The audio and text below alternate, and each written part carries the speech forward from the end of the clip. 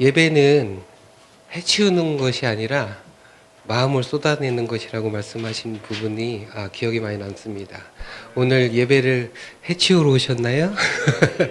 예, 마음을 쏟아내는 그런 예배가 됐으면 좋겠습니다. 살아계시고 역사하시는, 그리고 우리 찬양 가운데 함께 하시는 그 하나님을 찬양하겠습니다.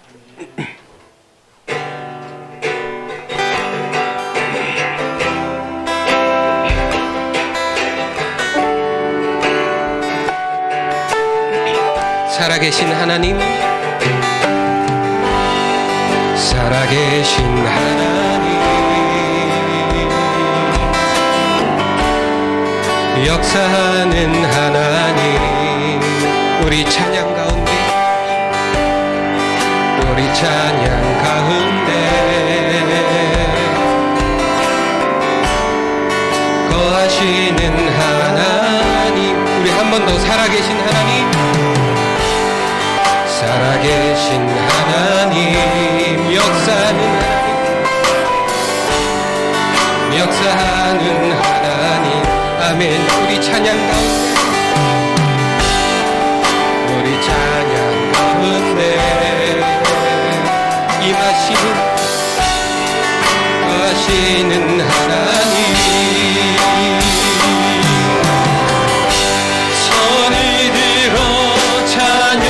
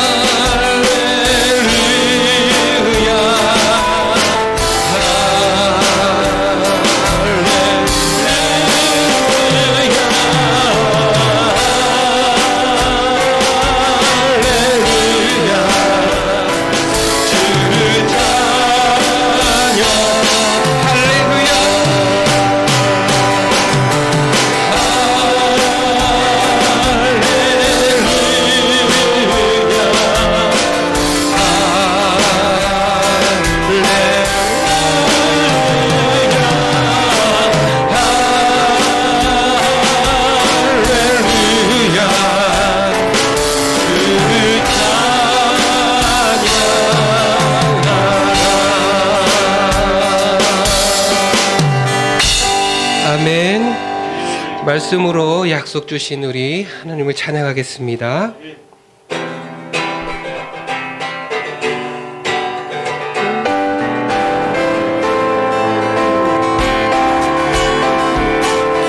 주의 약속하신, 우리 박수 치시면서, 주의 약속하신 말씀 위에서 영원토록 주를 찬송하리라.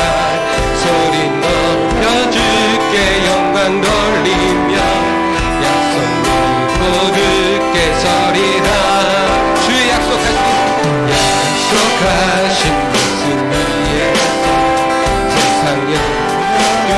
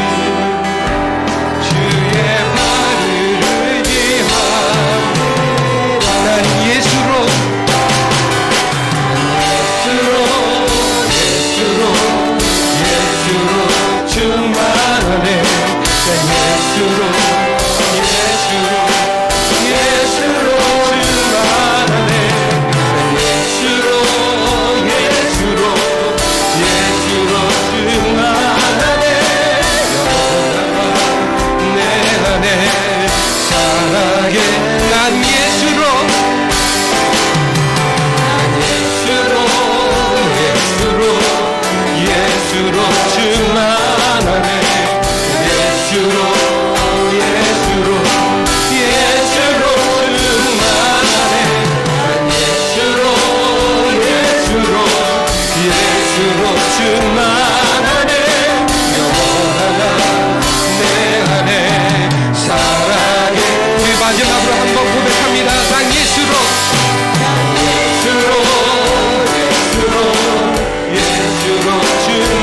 충만하네. 난 예수로 충만하네. 난 예수로 충만하네. 영원한 내 안에 살아계시네. 아멘. 다 같이 기도하면서 예배 자리로 들어가겠습니다. 말씀으로 약속 주신 하나님을 찬양합니다. 살아계셔서 역사하시고 우리 찬양과 예배 가운데 함께 하시는 주님을 찬양합니다. 다 같이 기도하면서 예배 자리로 들어가겠습니다. 사랑의 하나님. 할렐루야. 자, 오늘 제목은 너희도 마음을 넓히라 라는 제목입니다. 오늘 고린도후서 6장을 보면 사도 바울이 너무 중요한 이야기를 합니다. 1절 말씀을 보면 우리가 하나님과 함께 일하는 자라고 이야기를 합니다. 여러분, 하나님이 여러분과 일하고 싶어 하십니다. 우리는 자격이 없죠. 우리는 하나님과 일할 조건도 자격도 없습니다. 하나님은 바울을 통해 이렇게 말씀하십니다. 우리와 일하고 싶다고 말씀하십니다. 함께 일하는 자로서, 여러분, 누구와 일하는 것도 행복한데 하나님이 여러분과 일하고 싶어 하신다는 겁니다. 그러니까 여러분이 어떤 일을 하든지 하찮은 일이라도 그것이 주님과 함께 하신다면 그것은 가치 있는 일입니다. 세상 사람이 볼 땐 미련하고 추하고 왜 저러나 하지만 하나님과 함께하는 일이라면 우리는 그 일에 보람을 느끼고 거기에 감사해야 될 줄 믿습니다. 1절에 보세요. 우리가 하나님과 함께 일하는 자. 사실 하나님은 우리 없이도 일하실 수 있습니다. 저 없어도 천지 만물을 창조하시고 하나님의 주권과 섭리로 모든 것을 이루시는 분은 하나님이십니다. 하나님이 우리를 넣어주신 거예요. 우리를 불러주신 거예요. 우리를 끼워주신 거예요. 함께 하자고 손을 내밀어 주신 것입니다. 아멘. 그러니까 여러분, 이게 얼마나 복된 것입니까? 우리가 직분 받았다는 것은요, 세상이 이 직분 줄 수 없습니다. 아무도 이 직분 모릅니다. 그러므로 바울은 하나님과 함께 일하기 때문에 자신이 견디는 것, 고난받는 것, 억울한 것, 속상한 것, 오해와 사람들의 이간질과 수많은 박해가 있어도 그것을 견딜 수 있는 것입니다. 우리가 꼭 명심하시면 좋겠습니다. 우리가 하나님께 드리는 예배도 하나님과 함께 드리는 예배입니다. 기도도 찬양도 우리의 헌신도 혼자 하면 지칩니다. 저는 사명보다 중요한 것이, 여러분 뭐라고 생각되십니까? 하나님은 우리를 사명자로 불러주셨지만 사명보다 중요한 것은, 한번 고백해 보실까요? 사랑입니다. 사랑이라는 것입니다. 여러분, 사랑 없다면 사명도 없다는 것이죠.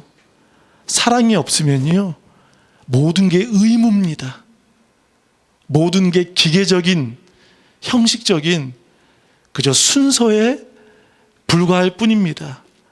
그러나 하나님을 진심으로 사랑하고, 부족하지만 할 줄 아는 게 없지만 그러나 사랑한다면 하나님은 그 사랑 속에 저와 여러분을 사명의 길로 이끌어 주시는 분이신 줄 믿습니다.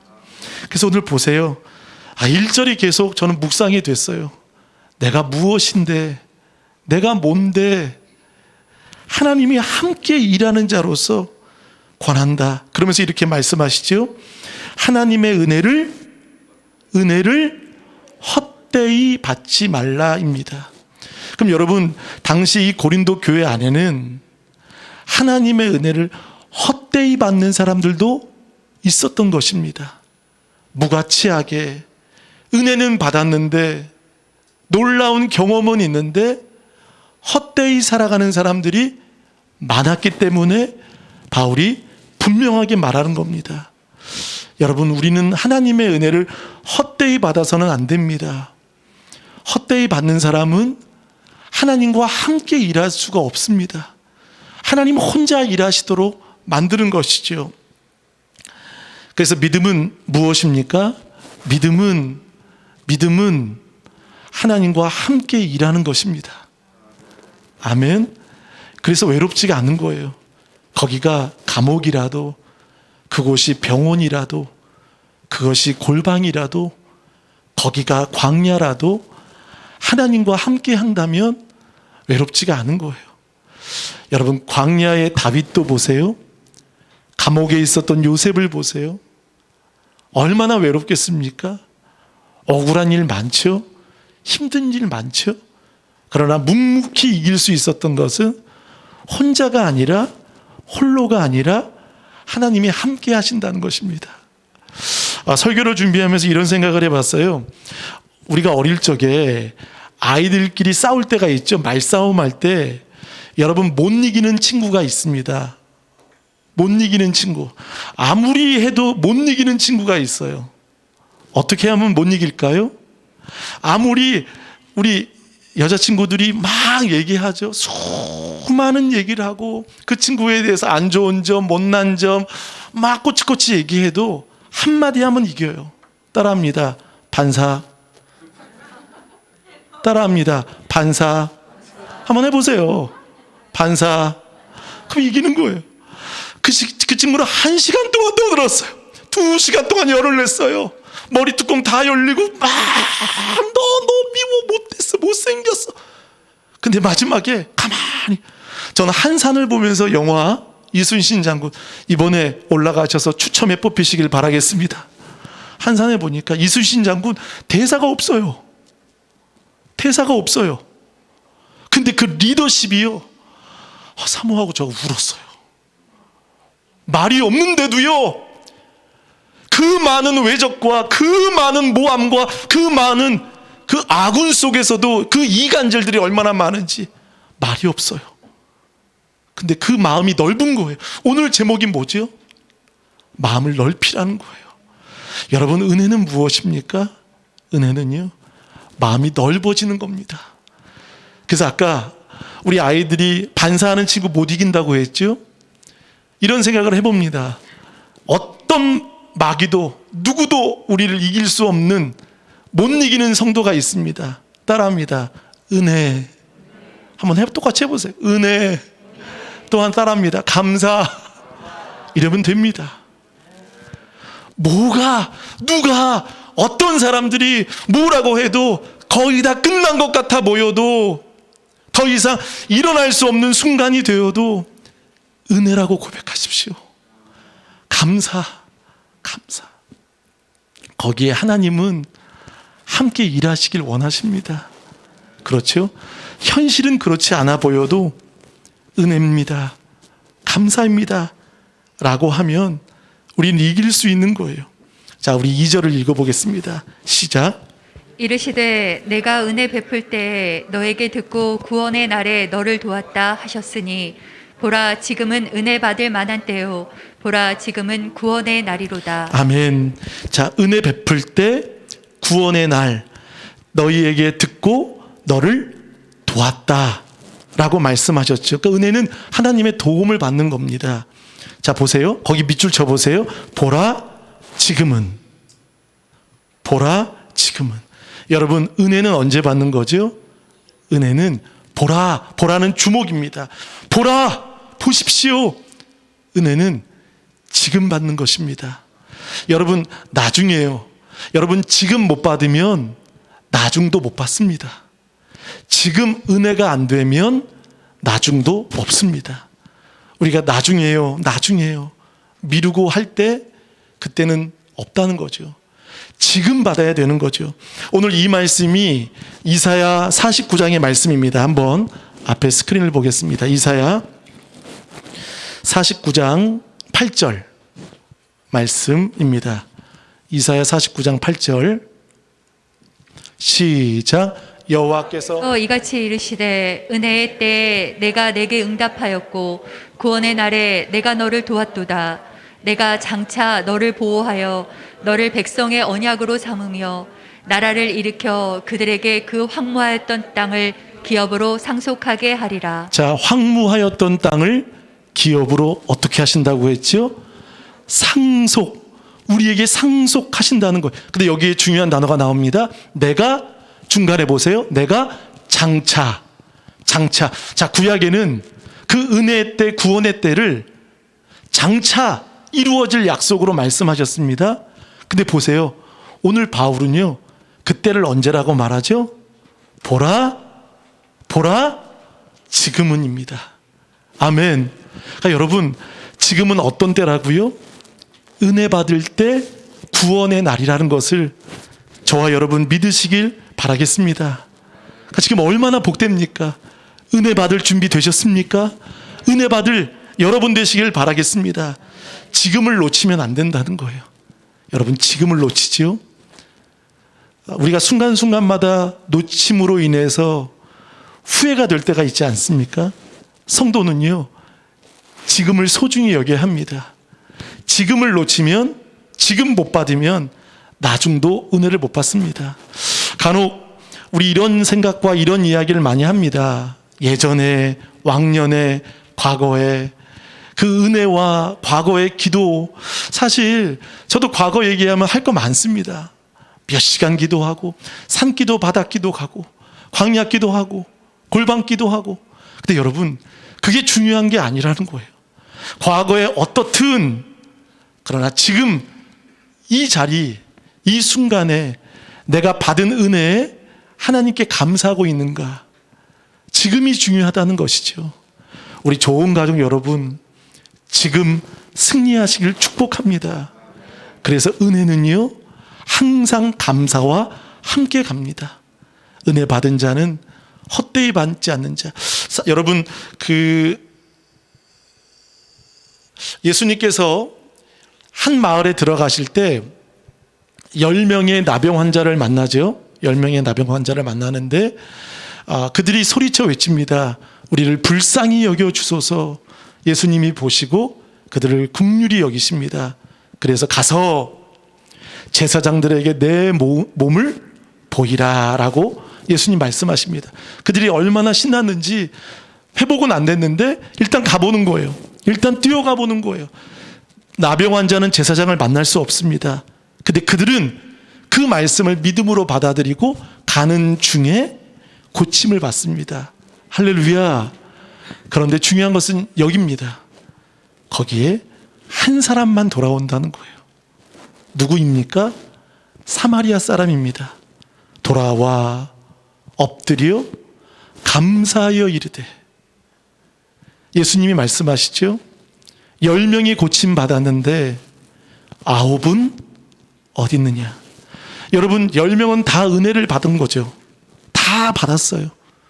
돌아와 찬송하며 감사하는 사람, 예수님께 엎드리는 사람은 사마리아 사람, 이방 사람인 이 한 사람만. 그래서 예수님이 물어보시죠. 9은 어디 있느냐. 굳이 예수님이 그래 잘 왔다 이렇게 끝나시지 않고 10명은 고침 받았는데 9은, 그러니까 예수님이 찾고 계신 거예요. 예수님도 서운하셨던 것 같아요. 9은 어딨니? 그 9도 은혜 받지 않았느냐? 그 9도 회복되지 않았느냐? 그래서 그 한 명에게 예수님 말씀하십니다. 가라, 내 믿음이 너를 구원하였느니라. 9명은 어떤 사람이죠? 거기서 끝나는 은혜였습니다. 거기서 더 이상 나가는 은혜가 아닌 거기서 끝나는 은혜였습니다. 사랑하는 여러분, 은혜는 흐르는 것입니다. 아멘이 왜 없으신가요? 은혜는 흐르는 거예요. 은혜는 넓혀지는 거예요. 은혜는 전수되는 거예요. 그런데 그들은 은혜가 거기서 끝났던 것입니다. 몸은 회복됐지만 영혼의 구원을 예수님께 듣지는 못했습니다. 그러나 이 한 명, 그거 보상받으려고 그것 때문에 그것을 노리고 간 것이 아닌 기꺼이 감사한 거예요. 나를 고쳐주신 은혜, 평생 나병으로 살았는데 이 은혜가 너무 값지고 감사해서 집이 아닌 예수님께 돌아갈 수밖에 없는 그 발걸음에 그는 그저 예수님께 나아갔던 것입니다. 할렐루야.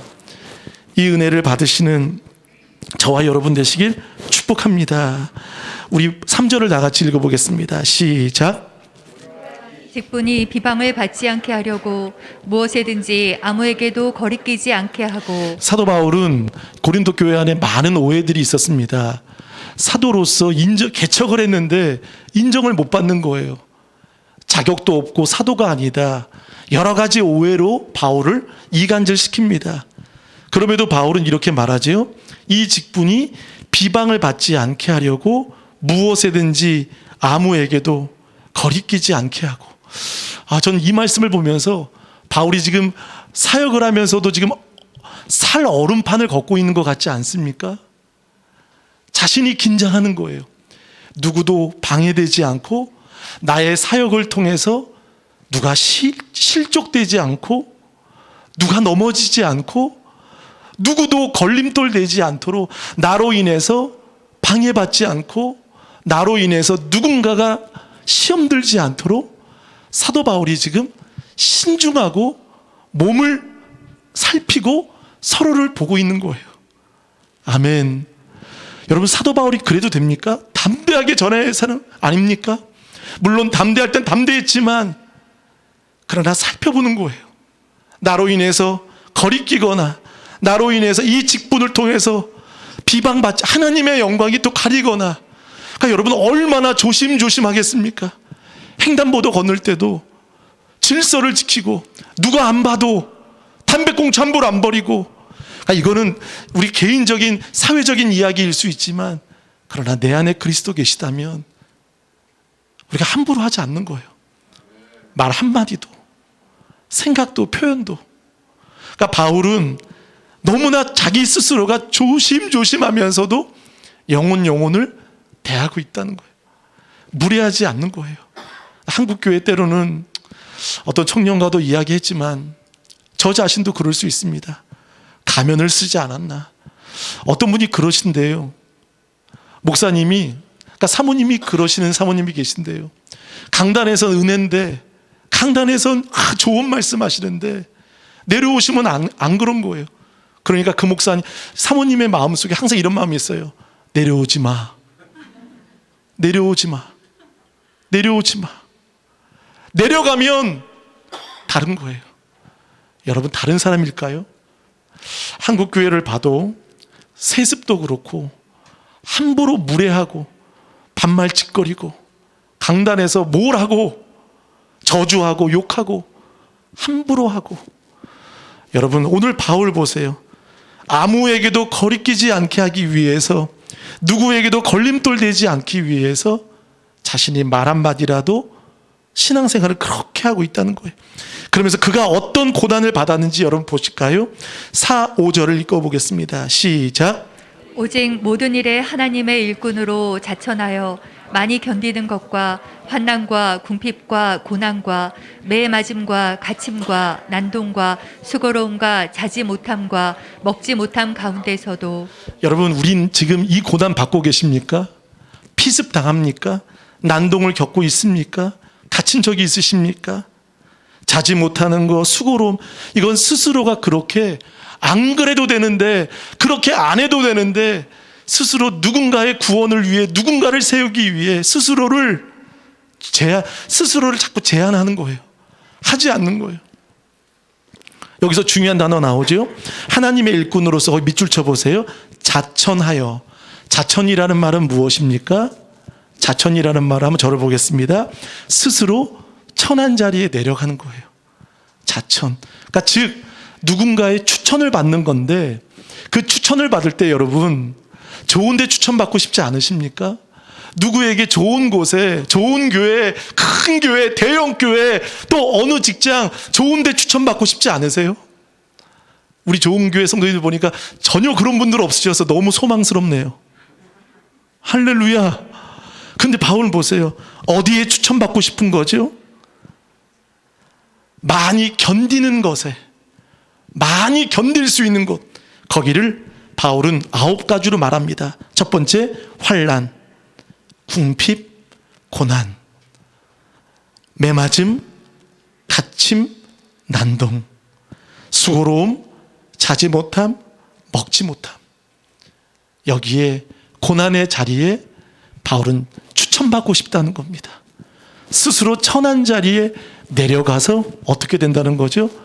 누군가를 살리겠다는 거예요. 아멘. 우리 한국교회의 회복이 주의 종들이 저부터도 우리 모두가 이런 데 자천받기를 바라겠습니다. 근데 교회가 어떻습니까? 저를 보세요. 자천이 아니에요. 자폭이에요. 자폭. 나 죽고 너 죽자.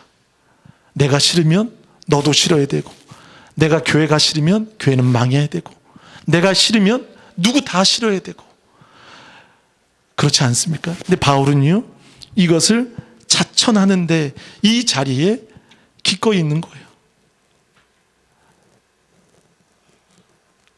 쉽지 않죠? 이거는 사도 바울이나 하는 거고, 이건 누구나 하는 거고. 여러분, 사도 바울이 그런 사람이었나요? 처음에? 아니었죠. 은혜는 고난 속에서 넓혀집니다. 은혜는 고난 속에서 깊어집니다. 깨닫게 된 거예요. 보게 된 거예요. 시각이 달라진 거예요. 눈이 달라진 거예요. 매맞음과 수고로움과. 우린 이 정도 되면 우린 죽었다고 살겠죠. 이건 못 사는 겁니다. 근데 바울은 거기를 마다하지 않는 거예요. 그런데도 오해를 받고, 그런데도 이간질 당하고, 그런데도 사람들이 무례하게 무시하고 합니다. 그때 바울이 할 수 있는 영적인 무기가 있어요. 우리 6, 7절 읽어보겠습니다. 시작. 깨끗함과 지식과 오래 참음과 자비함과 성령의 감화와 거짓이 없는 사랑과 진리의 말씀과 하나님의 능력으로 의의 무기를 좌우에 가지고. 아멘. 이것이 사도 바울의 영적인 무기입니다. 사랑하는 여러분, 한번 저를 보시고 우리 이 무기 갖길 바라겠습니다. 아멘. 자, 어떤 무기입니까? 깨끗함, 지식, 오래 참음, 자비함. 이 네 가지는 바울이 보인 네 가지 사역의 자세였습니다. 사역의 자세가 깨끗함, 지식, 오래 참음, 자비함. 그리고 또 바울의 네 가지 사역의 방식이 있었습니다. 사역의 방식은 무엇이죠? 거기도 밑줄 쳐보세요.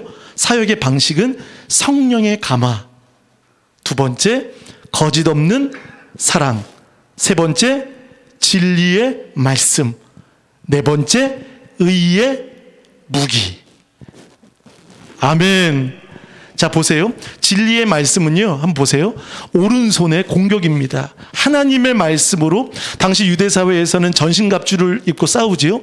오른손은 검입니다. 우리 집사님이 말씀의 검, 저하고 어떻게 얘기도 안 했는데 그 찬양을 고르셨는지 제가 엄청 은혜를 받았습니다. 말씀의 검. 그 다음에 의의 무기는 무엇이죠? 방어용 방패입니다. 그러니까 사도 바울은요, 여러분, 이걸로 이길 수 있습니까? 사람들이 그렇게 억울하게 하는데, 그렇게 난동을 부리는데, 그리고 피습을 하는데, 때리는데, 돌에 맞는데, 바울은 깨끗함으로, 지식으로, 오래 참음으로, 자비로, 성령의 감화로, 거짓 없는 사랑으로. 이건 무기가 아니에요. 그죠? 무기가 아니에요. 이건 더 맞는 거예요. 더 힘든 거예요. 근데 바울은요, 이게 무기였던 거예요. 아멘. 좌우의 이 무기, 말씀의 검과 방패, 의의 무기를 가지고 바울은 이겼던 것입니다. 할렐루야. 이거죠. 반사, 은혜. 한번 따라합니다. 은혜, 감사. 이 두 가지로 승리하시는 여러분 되시길 바라겠습니다. 8절 보세요. 바울은 두 가지를 늘 경험했어요. 하나는 영광, 하나는 욕됨. 누군가에게는 욕먹어요. 또 누군가에게는 하나님의 영광이 되는 거예요. 보세요. 그러했으며 그러했느니라. 단어 구절마다 여러분 느낌이 오지 않으십니까? 바울의 마음이 전달되지 않으십니까?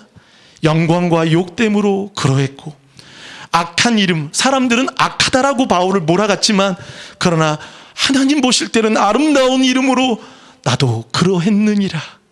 이 두 자리에서 항상 영광만 받는 것이 아니라 욕됨과 악한 이름으로 오명을 썼다.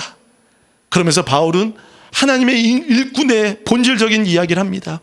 8절, 우리는 속이는 자 같으나 참되고 무명한 자 같으나 유명한 자요, 죽은 자 같으나 보라 우리가 살아있고, 징계를 받는 자 같으나 죽임을 당하지 아니하고, 근심하는 자 같으나 항상 기뻐하고, 가난한 자 같으나 많은 사람을 부유하게 하고, 아무것도 없는 자 같으나 모든 것을 가진 자로다.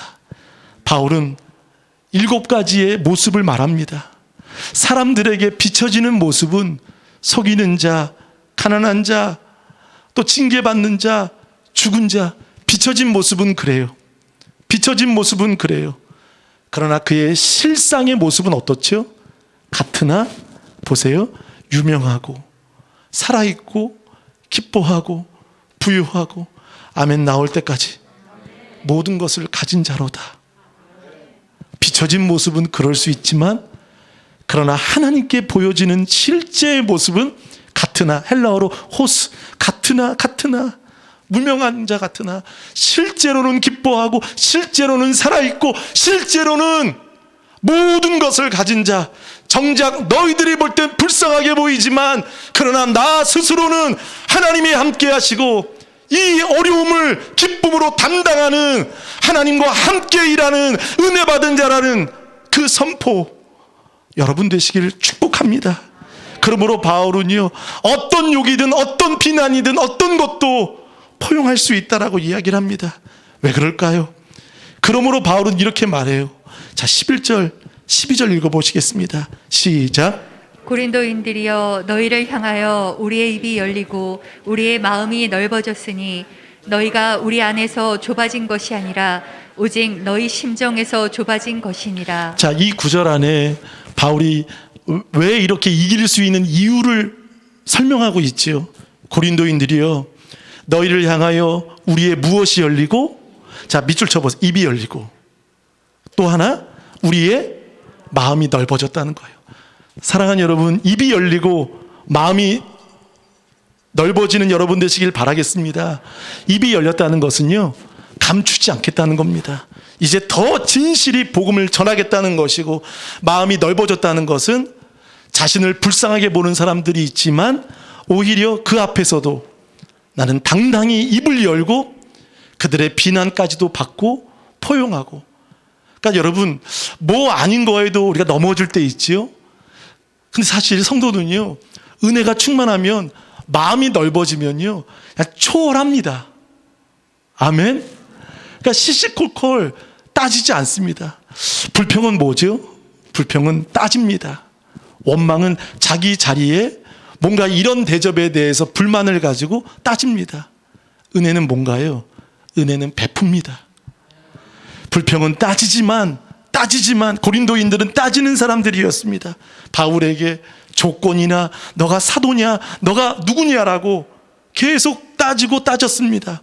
그러나 바울은 계속 베푸는 거예요. 보세요. 너희가 12절, 우리 안에서 좁아진, 바울이 그 문제점을 전곡을 찌르죠. 이게 중요해요. 너희가 우리 안에서 좁아진 것이 아니라, 우리 안에서는 그리스도 안에서 좁아진 게 아니라는 거예요. 그럼 뭐 때문에 문제죠? 오직 너희 심정에서 좁아진 것이라. 너희 감정, 너희 기분, 은혜 없는 너희의 그 생각, 그게 옳다고 보지만 그게 너희를 좁힌 거라는 거예요. 여러분, 여기에 속지 않길 바라겠습니다. 아멘. 우린 너무 속아요. 내 기분이, 내 마음이 꿀꿀하면 모든 게 꿀꿀해 보이. 아닙니다. 두세 사람이 모여도 아무리 광야에서 마이크 하나 없고 아무것도 없어도 하나님이 함께 하신다면 우린 찬양할 수 있어요. 전도할 수 있어요. 보세요. 그래서 우리 안에서 좁아진 것이 아닌 너희 심정에서 좁아진 것이다. 그러므로 은혜를 받으라는 거, 헛되이 받지 말라는 거죠. 13절 읽겠습니다. 시작. 자녀에게 말하듯 하노니 보답하는 것으로 너희도 마음을 넓히라. 바울은 그들이 그 꽁한 옹졸한 마음, 뭘 해도 시험 드니까, 뭘 해도 그 마음이 너무 좁으니까 어떻게 표현합니까? 내가 자녀에게 말하듯이. 여기에는 뭐가 있는 거죠? 뭐가 있죠? 대답이 없으세요. 뭐가 있죠? 자녀에게 말할 때 어떻게 말해요? 마음이 사랑이 있잖아요. 그러니까 이들이 받아들일 그 마음이 없는 거예요.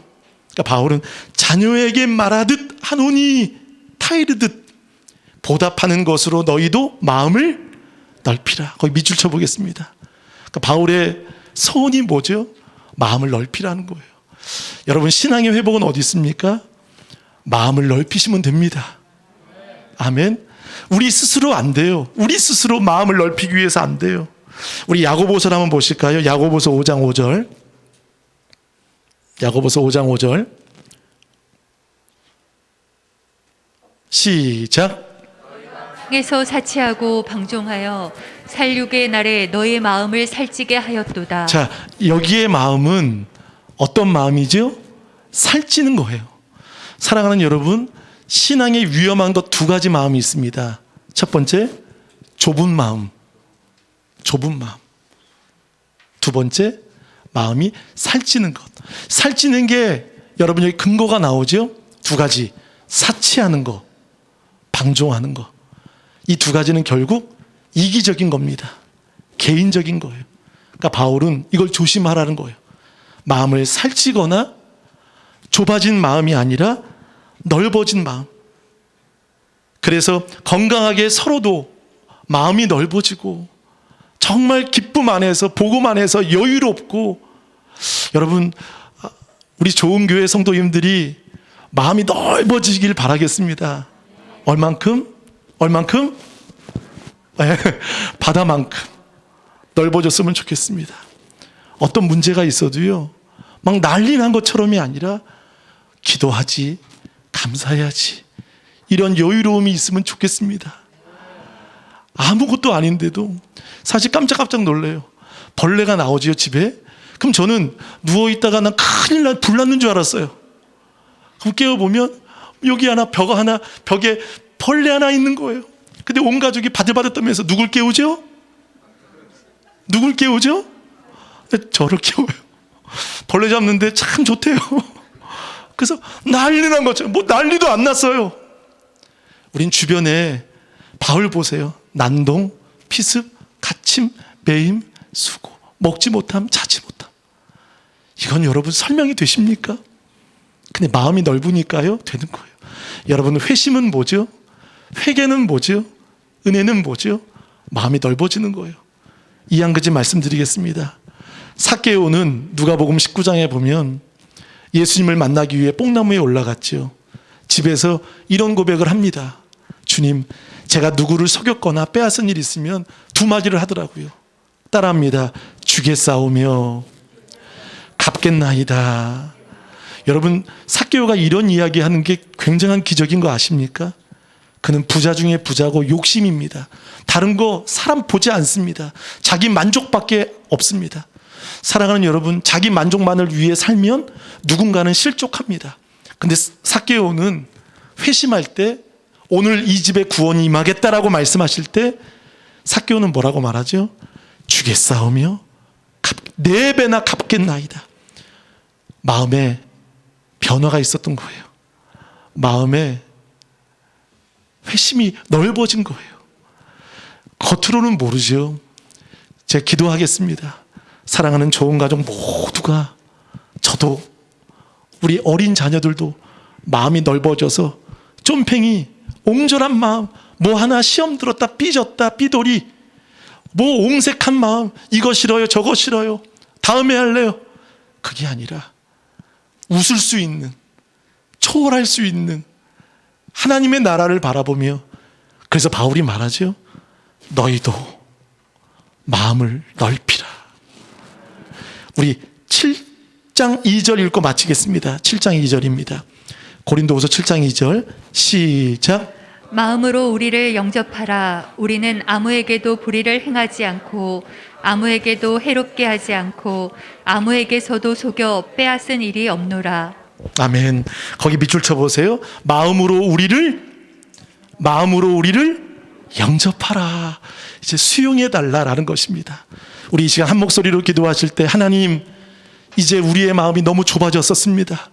이 눈치 저 눈치 상황에, 그러나 오늘 주신 말씀 속에 하나님을 바라보며 나와 일하고 싶어 하시는 하나님, 오늘도 넓어지는 우리 되게 하여 주옵소서. 잠시 기도하겠습니다. 사랑의 아버지 하나님, 우리의 삶 속에 하나님을 바라보기를 원합니다. 아버지 하나님, 어떤 순간과 어떤 상황 속에서도 마음이 넓어지기를 원합니다.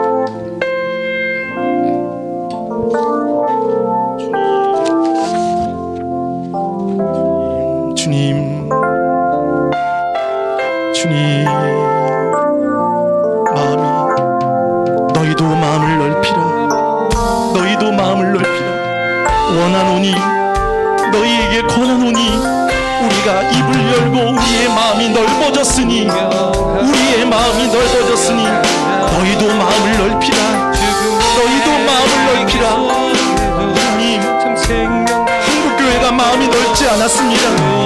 저도 좁았습니다. 저도 너무 좁고 좁았습니다. 용서하여 주옵소서. 우리 다 같이 찬양합니다. 성도의 노래.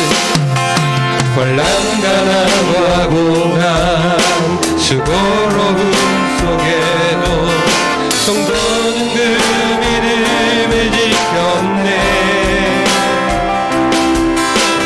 주를 섬기는 일에 자신을 다드리며 진리의 말씀과 성령으로 우리 다 같이 일어나서 찬양합니다. 길을 걸었네. 그리스도 안에서 새롭게 그렇습니다. 여러분 믿으십시오. 그리스도로 인하여 자유케 되었네. 우리는 무명하나 유명한 자요. 죽음의 위기 속에도 참 생명 가졌고 근신 하나님 구하며 하나님의 이름 부욕케 하는 자. 다시 한번 환난과 고난 수고로 하나님이 함께 일하시는 성도, 하나님이 함께 일하는 자 되기를 원합니다. 은혜를 헛되이 받지 말라.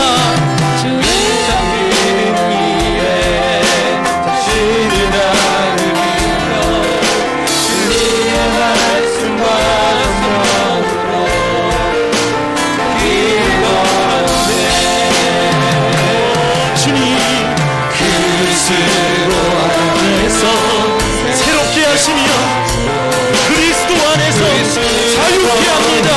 사랑하는 여러분, 너희도 마음을 넓히라. 우리 한번 오른손 들고 우리는 유명한 자요. 죽음의 위기 속에도 참 생명 가졌고 근신 하나님 구하며 하나님의 이름 부욕케 하는 자. 우리는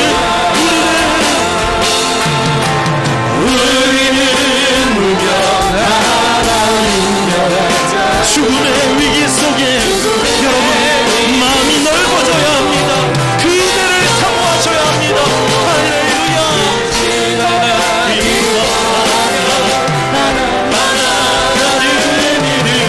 우리 목소리로만 우리는 무명하나 우리는 무명하나 유명한 자요.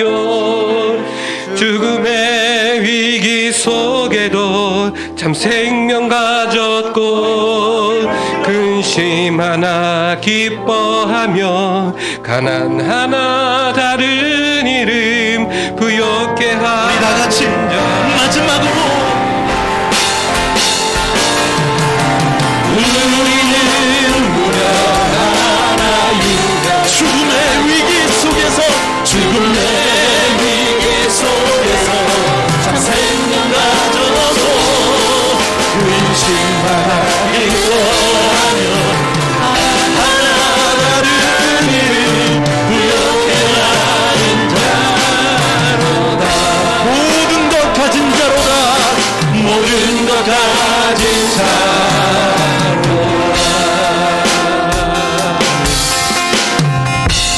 우리 소풍 가시는 분들은 주보를 꼭 가져가셔야